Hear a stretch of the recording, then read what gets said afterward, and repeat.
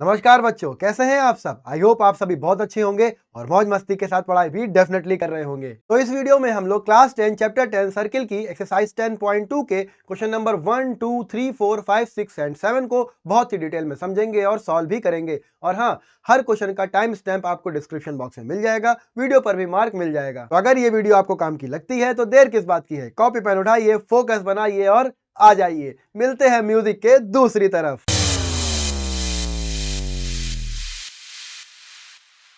तो एक्सरसाइज 10.2 के question number 1 से पहले एक स्टेटमेंट लिखा है, उसको पढ़े अगर तो question number 1 to 3 choose the correct option and give justification.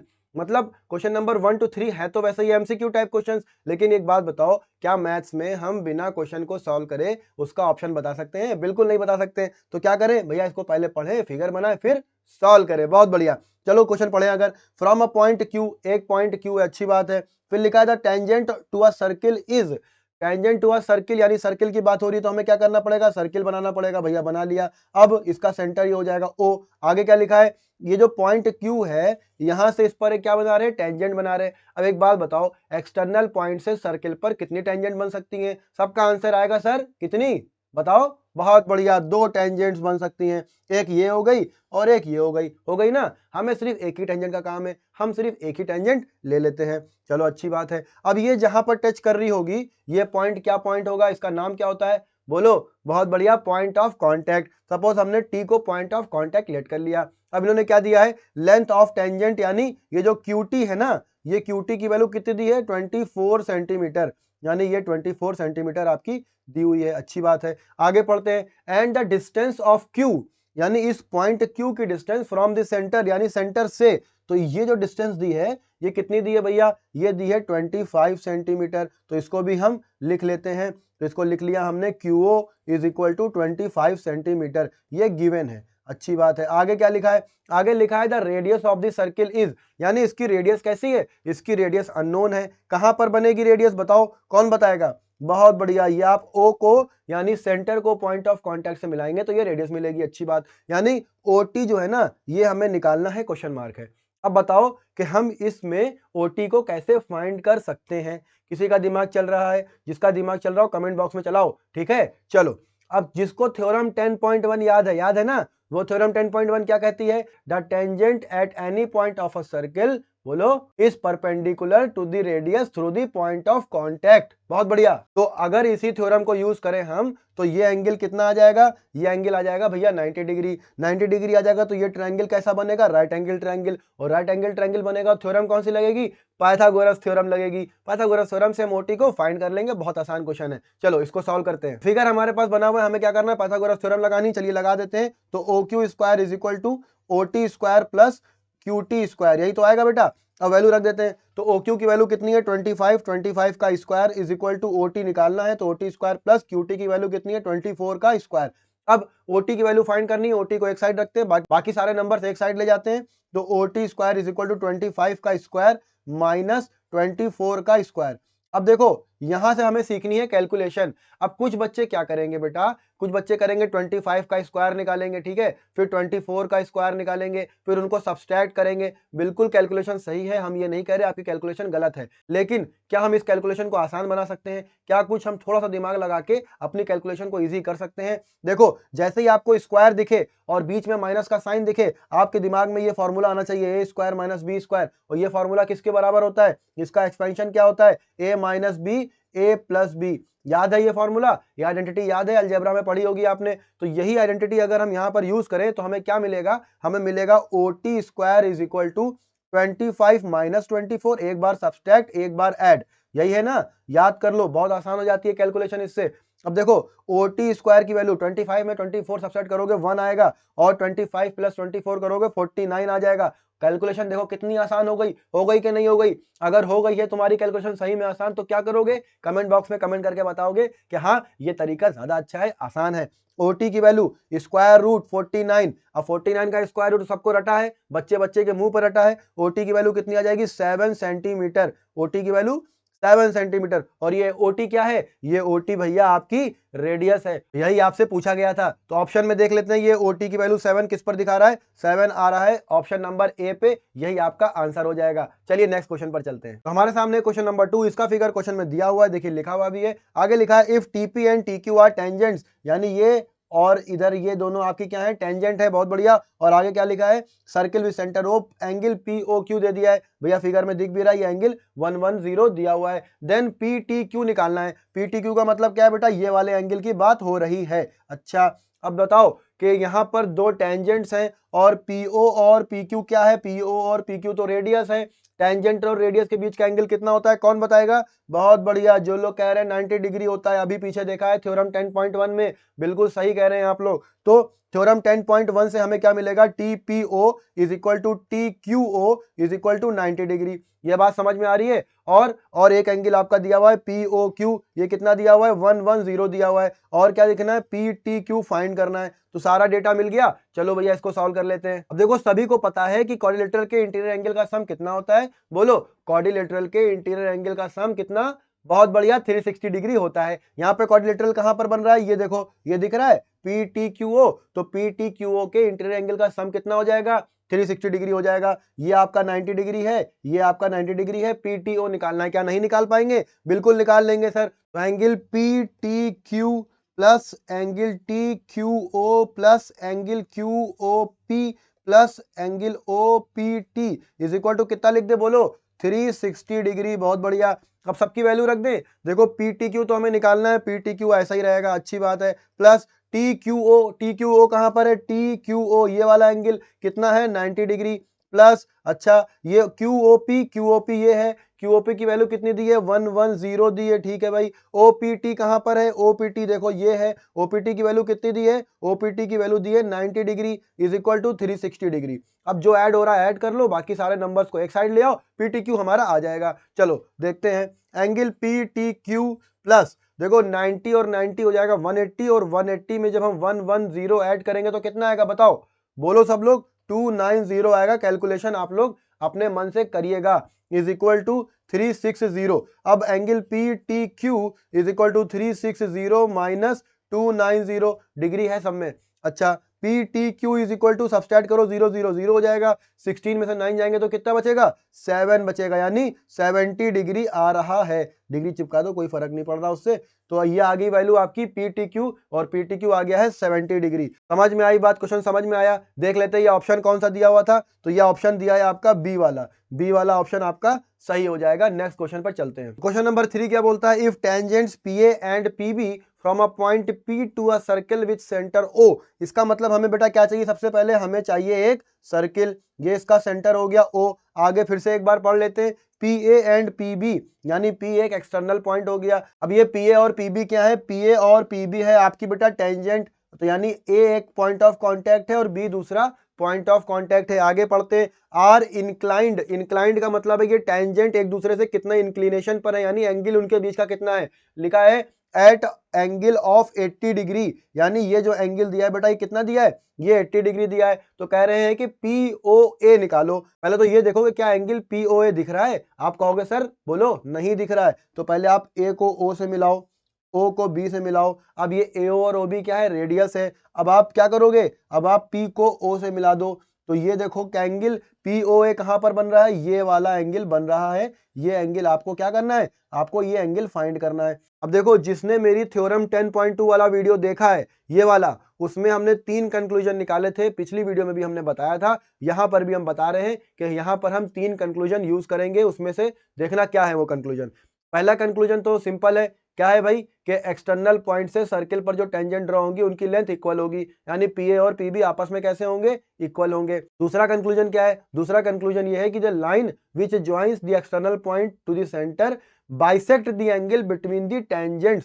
समझ में आ रही है बात। और तीसरा कंक्लूजन क्या है, तीसरा कंक्लूजन ये है कि the tangents drawn an equal angle at the centre. तो देखो सारी बातें समझ में आ रही है कि टेंजेंट सेंटर पर इक्वल एंगल सब्सटेंड करेंगी, और टेंजेंट के बीच का जो एंगल होगा वो बाइसेक्ट होगा किससे, उस लाइन से जो एक्सटर्नल पॉइंट को सेंटर से कनेक्ट करता है। यानी ये वाला एंगल और ये वाला एंगल कितना आना चाहिए, ये एंगल 40 डिग्री होना चाहिए और ये एंगल भी 40 डिग्री होना चाहिए। अब ये एंगल कितना है, सबको पता है कि थ्योरम 10.1 क्या कहती है, रेडियस और टेंजेंट के बीच का जो एंगल होता है वो 90 डिग्री होता है। तो यहाँ से हमें कंक्लूजन क्या क्या निकल रहा है एक बार देख लेते हैं। Angle O A P is equal to 90 degree, theorem 10.1 ऐसा बोलती है।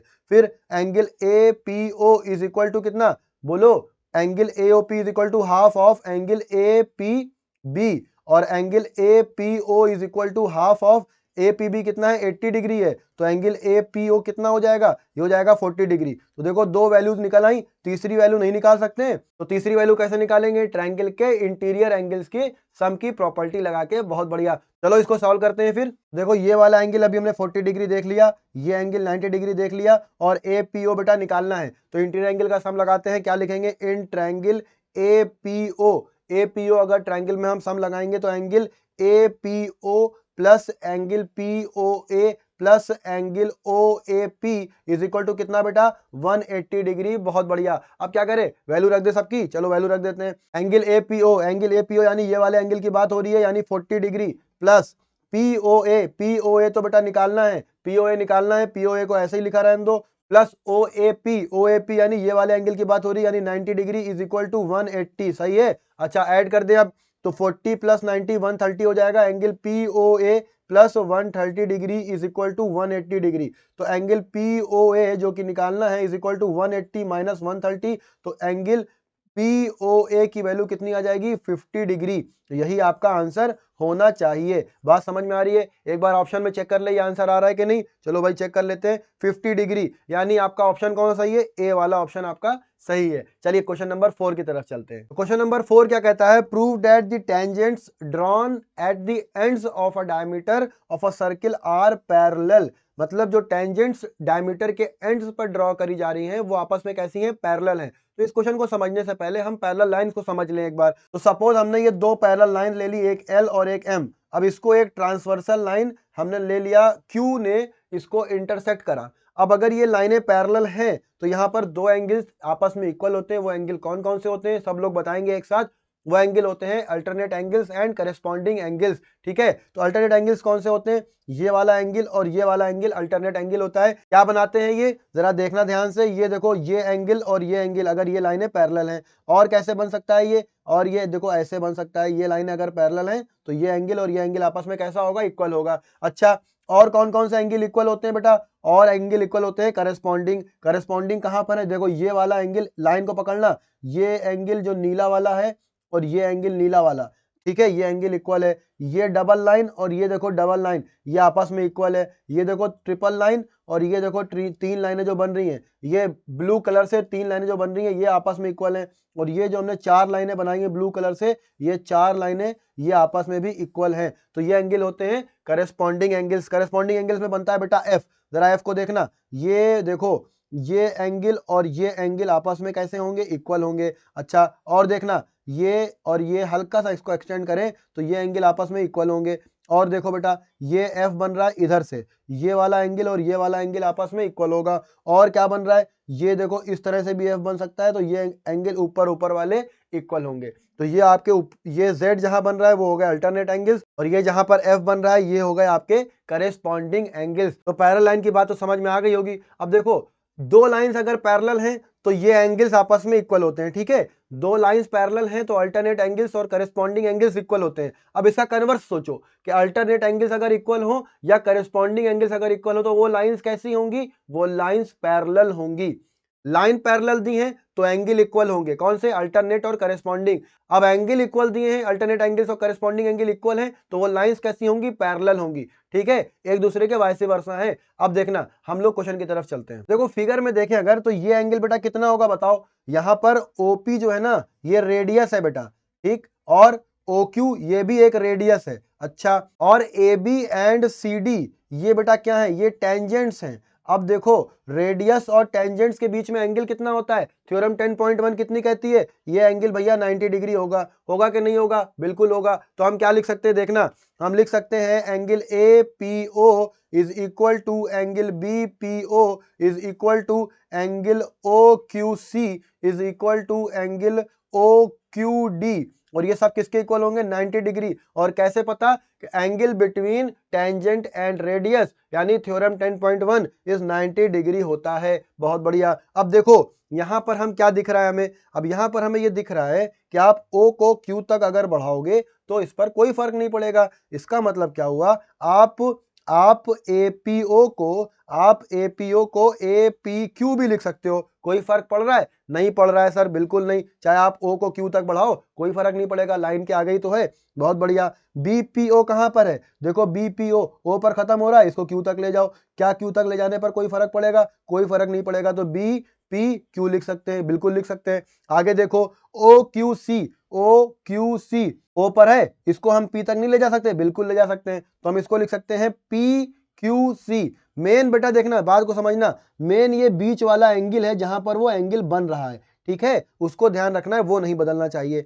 अब देखो OQD में देखें, O से शुरू हो रहा है, Q पर बन रहा है, D पर जा रहा है, तो हम क्या इसको आगे से नहीं खींच सकते? बिल्कुल खींच सकते हैं। तो PQD लिख सकते हैं, इज इक्वल टू कितना आएगा 90 डिग्री आएगा। अब देखो हमने ऐसा क्यों लिखा, अब देखो यहां पर लाइंस आपको दिख रही होंगी AB, देखना ध्यान से, और ये दिख रहा होगा आपको CD, दिख रहा है। ये दोनों लाइनें कैसी हैं? ये दोनों लाइनें कैसी हैं? पता नहीं कैसी हैं। क्यों? क्योंकि पैरेलल प्रूफ करनी है, अभी हमें नहीं पता कैसी हैं, सब लोग अभी जज्बात में बह गए थे। अब देखो ये एक ट्रांसवर्सल है, ये P है, ये Q है। अब ये एंगल इसके बराबर आ गया कि नहीं आ गया? देखो कौन सा एंगल है ये? APQ, ये देखो APQ लिखा है। और ये एंगल कौन सा है? PQD। कहाँ है PQD? ये देखो ये लिखा हुआ है। ये दोनों एंगल आपस में इक्वल है? हाँ भैया इक्वल है।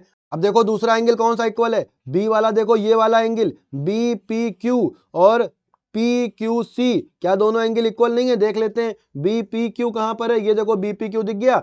और ये देखो PQC कहां पर है? ये है PQC। ये दोनों एंगल क्या इक्वल नहीं है? हाँ सर बिल्कुल है, क्यों नहीं है? वैसे तो सारे एंगल इक्वल हैं, लेकिन ये आपस में भी इक्वल है क्योंकि 90 डिग्री है। बस मेरा काम बन गया। तो देखो ये हमें मिल गया अल्टरनेट एंगल, मिल गया कि नहीं मिल गया? और ये भी हमें अल्टरनेट मिल गया। हमारा एक ही से काम हो जाता, लेकिन हमें दो दो अल्टरनेट एंगल के पेयर मिल गए। तो जब ये एंगल्स अल्टरनेट हो गए तो ये लाइंस कैसी होंगी आपस में? कौन बताएगा? लाइंस होंगी पैरेलल। अब देखना हम लोग इस स्टेटमेंट में क्या लिखेंगे, बहुत ध्यान से समझना। तो हम लिखेंगे कि AB एंड CD लाइंस, अच्छा भाई, और PQ ट्रांसवर्सल, ट्रांसवर्सल समझते हैं ना, जो दो लाइंस को कट करती है वो ट्रांसवर्सल लाइन होती है। अच्छा तो हमें क्या मिल रहा है? हमें मिल रहा है APQ is equal to angle PQD।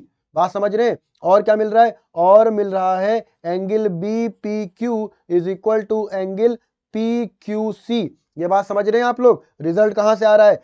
ये सारे रिजल्ट यहीं से आ रहे हैं, ठीक है। हम लोग क्या रीजन देंगे? हमें पता है कि ये एंगल्स कैसे हैं, ये अल्टरनेट इंटीरियर एंगल्स हैं। बहुत बढ़िया। तो अल्टरनेट इंटीरियर एंगल्स हैं तो इक्वल हैं, और अगर इक्वल हैं तो हमें क्या पता है? हमें पता है कि जब अल्टरनेट एंगल इक्वल होते हैं तो लाइन कैसी होती है? लाइन होती है पैरेलल। अच्छा समझ में आ गया? समझ में आया कि नहीं आया बोलो? अगर समझ में नहीं आया हो तो कमेंट करके बताओ। चलो बहुत बढ़िया, समझ में आ गया होगा। नेक्स्ट क्वेश्चन पर चलते हैं। चलो क्वेश्चन नंबर 5 को पढ़ते हैं और देखते हैं क्या कहता है। Prove that the perpendicular at the point of contact to the tangent to a circle passes through the centre. देखो इसको अच्छे समझने के लिए पहले हमें क्या चाहिए? हमें चाहिए एक सर्किल। इसका सेंटर हमने लेट कर लिया O है। अब देखो क्वेश्चन क्या कह रहा है? क्वेश्चन कह रहा है perpendicular at the point of contact, तो हमने ये लेट कर लिया भाई, ये आपका पॉइंट ऑफ कांटेक्ट P है। पॉइंट ऑफ कांटेक्ट क्या होता है बेटा? वो पॉइंट सर्किल का जहां पर टेंजेंट सर्किल को टच करती है। पॉइंट ऑफ कांटेक्ट सर्किल और टेंजेंट में कॉमन होता है। तो यहां पर से क्या गुजरेगी? यहां से गुजरेगी एक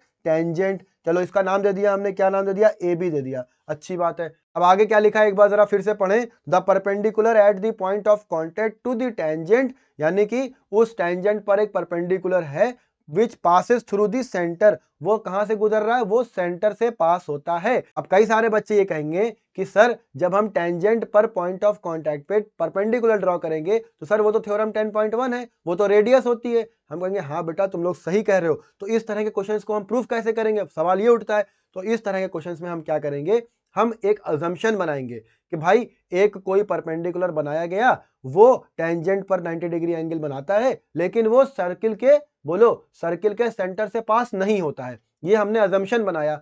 फिर हम क्या करेंगे? कुछ कैलकुलेशंस करेंगे, कुछ इक्वेशंस लिखेंगे और फिर ये बात प्रूव करेंगे कि भैया जो हमने अजम्पशन बनाई थी, जो हमने अज्यूम किया था वो गलत अज्यूम किया है। कंट्राडिक्शन करेंगे अपनी ही बात का और फिर ये बात प्रूव हो जाएगी कि भैया वो अगर आपने माना था, अगर वो आपने लेट किया था कि सेंटर से पास नहीं होता है और वो बात गलत हो गई, तो वो कहां से पास होगा? वो सेंटर से पास होगा। यही बात प्रूव हो जाएगी। बात समझ में आ रही है? तो अब हम एक पॉइंट ऐसा ले रहे हैं, पूरे सर्किल पर आप कहीं भी ले सकते हैं।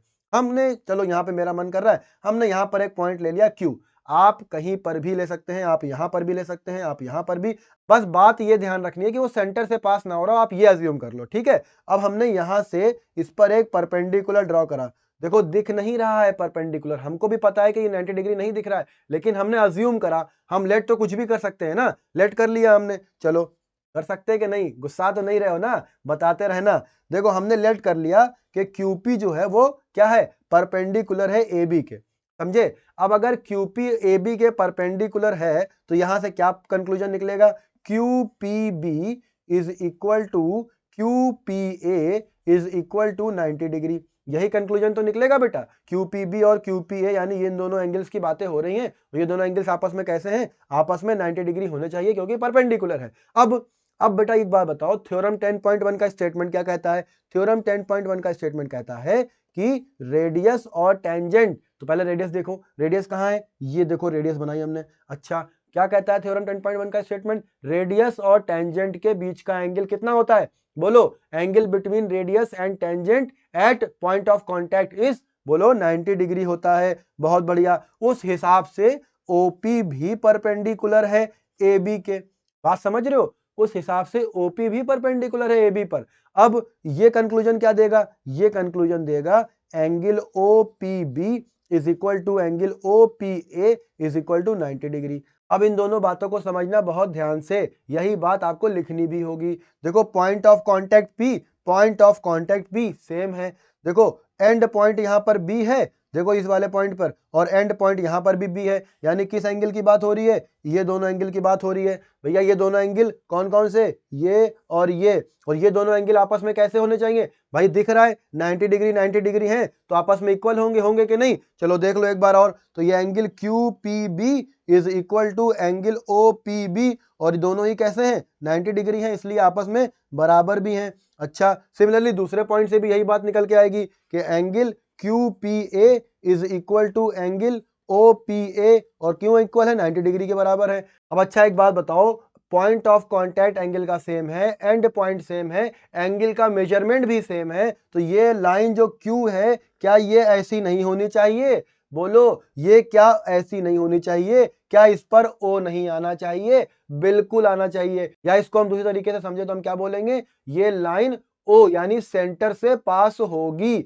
बोलो समझ में आ रहा है? यही बात आपको लिख देनी है जो हमने बोली है, आपका क्वेश्चन प्रूव हो जाएगा। तो इस क्वेश्चन को अगर हमें खत्म करना हो तो आखिरी में हम क्या लाइन लिख के खत्म कर सकते हैं? द अबव, बोलो the above case is possible. Above case कौन सा? अबव केस ये दोनों केस, ठीक है। The above case is possible only when the centre O lies on QP। बहुत बढ़िया, तो ये बात आपकी प्रूव हो गई। नेक्स्ट क्वेश्चन पर चलते हैं। क्वेश्चन नंबर 6 को पढ़ते हैं। इसमें क्या लिखा है? द लेंथ ऑफ टेंजेंट, बहुत बढ़िया, from a point A at a distance 5 centimetre from the centre of the circle. सबसे पहले सर्किल बना ले, फिर ये हमने सर्किल बना लिया। अब इसके सेंटर से पॉइंट कितनी दूर है? इसके सेंटर से पॉइंट है 5 सेंटीमीटर की डिस्टेंस पे। बहुत बढ़िया, बना लिया भैया। आगे क्या लिखा है? आगे लिखा है of the circle is 4 centimetre. 4 centimetre मतलब लेंथ ऑफ टेंजेंट 4 सेंटीमीटर है। अच्छा, इसका सेंटर अगर O है, पॉइंट ऑफ कांटेक्ट P है, तो ये जो डिस्टेंस है बेटा कितनी दी है? ये 4 सेंटीमीटर दी है। बना लेते हैं। फिर क्या लिखा है आगे?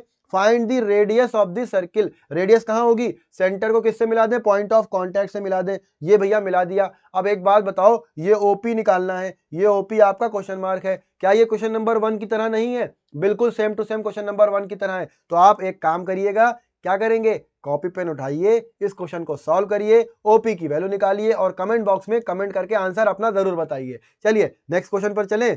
चलिए, नाराज तो नहीं है? एक होमवर्क तो बनता है ना आपका। क्वेश्चन नंबर 7 पर चलते हैं। तो हम लोग आ गए हैं क्वेश्चन नंबर 7 पर, जो कि इस वीडियो का लास्ट क्वेश्चन भी है। चलिए इसको पढ़े अगर, तो इसमें लिखा है 2 कंसेंट्रिक सर्कल्स। तो हमने 2 कंसेंट्रिक सर्कल्स यहाँ पर ऑलरेडी ले लिए हैं। इनका सेंटर क्या लेट कर लिया? O लेट कर लिया। अच्छी बात है। आगे लिखा है of the radii 5 centimetre and 3 centimetre. अब ये बात तो बेटा सबको पता होगी कि जो बड़ा सर्किल होता है उसकी रेडियाई ज्यादा, यानी ये बड़ा है तो इसकी रेडियाई 5 सेंटीमीटर, और जो छोटा सर्किल है उसकी रेडियस कम होगी यानी ये 3 सेंटीमीटर। इतने में तो किसी को कोई डाउट नहीं होगा। आगे लिखा है find the length of the chord of the larger circle. बड़े सर्किल यानी लार्जर सर्किल की कॉर्ड की लेंथ निकालनी है। देखो कई सारे बच्चे सोचेंगे कि लार्जर सर्किल में कॉर्ड तो कई सारी बन सकती हैं, बिल्कुल सही बात है, लेकिन हमें उनसे मतलब नहीं है, हमें उस स्पेसिफिक कॉर्ड से मतलब है विच टचेस दी स्मॉलर सर्किल। तो वो भी कई सारी बन सकती हैं, कोई एक बना लेते हैं। ये एक कॉर्ड हमने ले ली जो स्मॉलर सर्किल को टच कर रही है, कोई ये आपका पॉइंट ऑफ कांटेक्ट है। अच्छा, तो इसकी क्या निकालनी है, लेंथ निकालनी है। इसको सॉल्व करें तो इस फिगर में हम लोग देखें बेटा तो हमें क्या दिख रहा है, यहाँ पर ए हमने सेंटर को ले लिया है, सी यहाँ पर पॉइंट ऑफ कांटेक्ट है, ई एंड डी यहाँ पर एंड पॉइंट ऑफ कॉर्ड्स है। अच्छी बात है। अब देखो एक बात बताओ, ये वाला एंगल कितना होगा, एंगल ए सी ई और एंगल ए सी डी कितना होगा बताओ। ये दोनों ही एंगल 90 डिग्री होंगे। क्यों होंगे, क्योंकि AC कॉर्ड है और ED टेंजेंट है। छोटे सर्किल की बात हो रही है तो यहाँ पर थ्योरम 10.1 का रिजल्ट क्या कहेगा, AC is perpendicular to ED, और उसके बाद ये रिजल्ट आ जाएगा कि एंगल ACE और ACD कैसे हैं, 90 डिग्री हैं। इतनी बात समझ में आ गई, बहुत बढ़िया। अब देखो अगर हम बड़े वाले सर्किल की बात करें तो देखो ये इसकी रेडियस है, हाँ है, ये भी रेडियस है, दोनों इक्वल है कि नहीं है, बिल्कुल है। छोटे वाले सर्किल में देखें तो ये देखो AC है, ये रेडियस है कि नहीं है। दो ट्रायंगल बन रहे हैं, कौन सा, एक ट्रायंगल ये, दूसरा ट्रायंगल ये, नाम क्या है बेटा, ट्रायंगल AEC, और इसका नाम है ट्रायंगल ACD। बात समझ में आ रही है, हाँ आ रही है। पिछली वीडियो में भी इस तरह का क्वेश्चन आया था। दोनों ट्रायंगल कैसे हैं, बोलो एक साथ, कॉन्ग्रुएंट है। रीजन को समझना बहुत ध्यान से, क्यों कॉन्ग्रुएंट है भैया, AC is equal to AC common है। अच्छा, angle ACE is equal to angle ACD, क्यों, क्योंकि देखो 90 डिग्री है, हाँ है। और देखो, और ये देखो AE is equal to AD, क्यों, क्योंकि बड़े वाले सर्किल की रेडियस है। जब दोनों ही ट्रायंगल कॉन्ग्रुएंट आ गए तो ये बताओ बेटा ये दोनों इक्वल होंगे या नहीं होंगे, हाँ सर बिल्कुल होंगे, क्यों नहीं होंगे। तो हम डायरेक्टली भी रिजल्ट लिख सकते हैं, क्या लिख सकते हैं कि AED, देखो ट्रायंगल AED कैसा ट्रायंगल है, पूरा बड़े वाले ट्रायंगल की बात हो रही है, ध्यान से देखना, ये बड़ा वाला ट्रायंगल पूरा AED, ये ट्रायंगल कैसा ट्रायंगल है, आइसोसेलेस ट्रायंगल है। और ये जो एंगल है ये डिफरेंट एंगल है, यहां से जब हम इस पर परपेंडिकुलर ड्रॉ करेंगे तो ये अनइक्वल साइड को बाइसेक्ट करेगा, ठीक है। तो आप डायरेक्टली भी रिजल्ट लिख सकते हो, और ये देखो हमने प्रूफ भी करके दिखा दिया, ठीक। तो यहां से कंक्लूजन क्या आएगा बेटा, यहां से कंक्लूजन ये आएगा कि ये दोनों पार्ट आपस में कैसे हैं, इक्वल है, और ये दोनों मिलकर क्या बना रहे हैं, ध्यान से देखना, ये जो EC और CD को जब हम ऐड करेंगे तो हमें क्या मिलेगा, हमें मिलेगा बेटा ED, और ED ही तो कॉर्ड है, कॉर्ड की लेंथ ही तो निकालनी है। इतनी बात समझ में आई, क्वेश्चन समझ में आया क्या करना है, बहुत बढ़िया। एक छोटा सर्किल है, एक बड़ा सर्किल है, छोटे सर्किल की रेडियस देखो दी हुई है, तो यानी ये लेंथ दी हुई है, बढ़िया, ये लेंथ भी दी हुई है, बहुत बढ़िया, और ये वाली साइड हम निकाल सकते हैं। और जब जैसे ही हम ये वाली साइड निकालेंगे, ये वाली साइड को निकाल के डबल कर देंगे तो मेरे कॉर्ड की लेंथ आ जाएगी। रिजल्ट सारे समझ में आ रहे हैं, 90 डिग्री है AC, क्यों, क्योंकि थ्योरम 10.1 कहती है। और बताओ बेटा, आइसोसेलेस ट्रायंगल से हमने ये प्रूफ कर दिया कि कॉर्ड का जो आधा आधा पार्ट है यानी EC और CD वो इक्वल है, ठीक है। इसकी प्रूविंग की आपको जरूरत नहीं है, आपने पहले पढ़ी हुई है, आप डायरेक्ट रिजल्ट भी लिख सकते हैं। यहाँ पर हमने समझाने के लिए बता दिया कि ये इक्वल क्यों होंगी। चलिए इस क्वेश्चन को खत्म करते हैं। सारी बातें हमें पता है, सारी वैल्यूज भी हमें पता है, चलिए वैल्यू को रखते हैं और क्वेश्चन को सॉल्व कर लेते हैं। देखिए AC की वैल्यू है 3, बहुत बढ़िया, AE की वैल्यू है 5 सेंटीमीटर, और हम EC को निकालते हैं। EC को कैसे निकालेंगे, पाइथागोरस थ्योरम का यूज करेंगे। तो हम क्या लिखेंगे, in right angle triangle AEC, समझ में आ रही है बात, AEC में हम क्या लिखेंगे, AE का square is equal to AC square plus, बोलो, प्लस EC स्क्वायर। अब वैल्यू रख देते हैं, तो वैल्यू में AE कितना है, AE 5 है, 5 का square is equal to AC 3 का स्क्वायर प्लस EC नहीं पता है तो EC इसका स्क्वायर हो जाएगा। अब देखो 5 का स्क्वायर, यहाँ पर भी आप फॉर्मूला लगा सकते हैं, चलो फॉर्मूला लगा के ही करके दिखाते हैं। 5 का स्क्वायर माइनस 3 का square, EC square is equal to 5 minus 3 और 5 प्लस 3। ये कैसे आया बेटा, ये आया A square minus B square is equal to A minus B और A प्लस B। ये लगी यहाँ पर एल्जेब्रिक आइडेंटिटी। अब इसको सॉल्व कर लेते हैं। EC square is equal to 5 minus 3 यानी 2, 5 प्लस 3 यानी 8। अब देखो EC square is equal to 16, और EC की वैल्यू आ जाएगी स्क्वायर रूट 16, और EC आ जाएगा, EC कितना आ जाएगा बेटा, 4 सेंटीमीटर आ जाएगा। ये बात समझ में आई कि नहीं आई? बिल्कुल आई। ईसी आ गया 4 सेंटीमीटर, लेकिन क्या ये मेरा रिक्वायर्ड आंसर है? ये मेरा रिक्वायर्ड आंसर नहीं है। तो मेरा रिक्वायर्ड आंसर क्या है? हमें तो ये पूरा चाहिए ना, पूरा ईडी। लेकिन हमें ये भी तो पता है कि ईसी और सीडी इक्वल है। ईसी निकाल लिया है 4, तो सीडी कितना होगा? ये भी 4 होगा। तो भैया सॉल्व कर लेते हैं और क्वेश्चन को खत्म कर देते हैं। चलो भाई वैल्यू रख दें। तो ED is equal to, EC कितना है? 4 और ईडी भी है 4। ऐड करने पर वैल्यू आ जाएगी 8 और यूनिट है सेंटीमीटर। तो यही बेटा क्या आ गई आपकी? ये आ गई आपकी कॉर्ड की लेंथ। तो यहाँ पर क्वेश्चन नंबर 7 भी खत्म होता है। आई होप कि आपको ये क्वेश्चन समझ में आए होंगे। अगर समझ में आए हैं तो प्लीज कमेंट बॉक्स में कमेंट करके जरूर बताइए, और अगर समझ में नहीं आए तब तो जरूर बताइए अपने डाउट्स, है ना। जब तक डाउट्स आप बताएंगे नहीं तब तक हमें मालूम कैसे पड़ेगा। वीडियो के एंड में आपसे यही कहेंगे कि अगर आपको ये वीडियो अच्छी लगी है, सॉल्यूशंस आपको अच्छे लगे हैं, तो इस वीडियो को लाइक कर दीजिए, अपने दोस्तों में वीडियो को शेयर कीजिए, चैनल को सब्सक्राइब कर लीजिए, और हाँ, बेल आइकन का बटन दबाना बिल्कुल ना भूलिए। Thank you.